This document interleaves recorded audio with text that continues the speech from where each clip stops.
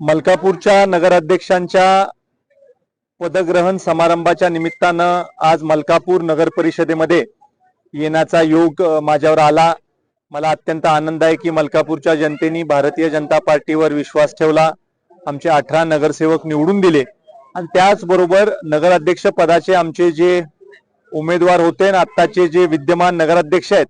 त्यांना झालेल्या मतदानापैकी 65% मतदान हे शहरातल्या जनतेने दिलेलं आहे आणि त्यामुळे मोठा विश्वास भारतीय जनता पार्टीवर गावातल्या लोकांनी ठेवल्याबद्दल आज अधिकची जबाबदारी सगळ्या नगरसेवकांवर आणि नवनिर्वाचित ज्यांचं आता पदग्रहण झालं ते नगराध्यक्ष असतील किंवा भविष्यात होणारे उपनगराध्यक्ष असतील, सभापती मंडळी असतील,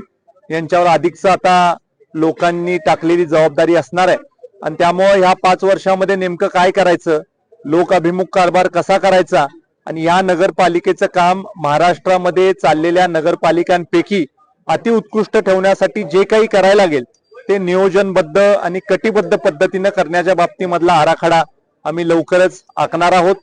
खूप जबाबदारीनं काम करायचंय अशा पद्धतीच्या सूचना देखील नगरसेवकांना सगळ्या दिलेल्या आहेत आणि मला खात्री वाटते की मलकापूर नगर परिषद येणाऱ्या काळामध्ये अतिउत्तम काम करेल आणि या राज्यामध्ये एक आदर्श नगरपालिका म्हणून नावलौकिक मलकापूर नगर परिषद मिळवू शकेल। काही गोष्टींच्या बाबतीमध्ये निवडणुकीमध्ये आपण शब्द दिला होता, सगळ्यात महत्वाचा शब्द जो या शहरातल्या नागरिकांना आपण दिला होता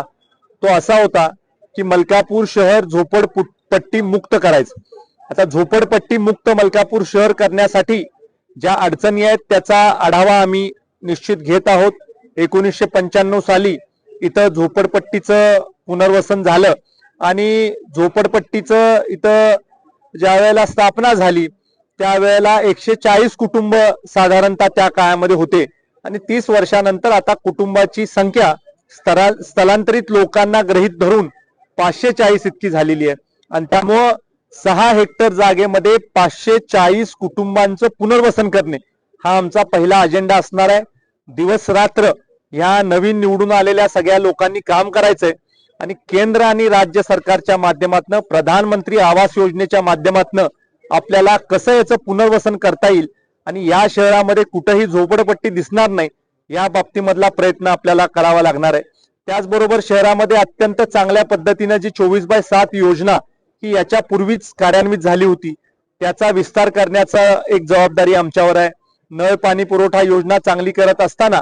आधुनिक कशी आपल्याला त्याच्यामध्ये काही सोयी सुविधा करता येईल याच्यासाठी देखील आम्ही प्रयत्नशील राहू। अंडरग्राउंड ड्रेनेजचा विस्तार करणं आवश्यक आहे, तो कसा करायचा तोही आराखडा तयार करण्याच्या बाबतीमध्ये आमची चर्चा झालेली आहे आणि मला असं वाटतं की हा कारभार वाढत चाललेला असल्यामुळे ह्याच वर्षामध्ये 2026 साली नवीन इमारत जी 2018 साली सुरुवात त्या कामाला केली होती, राहिलेला निधी उपलब्ध करून देऊन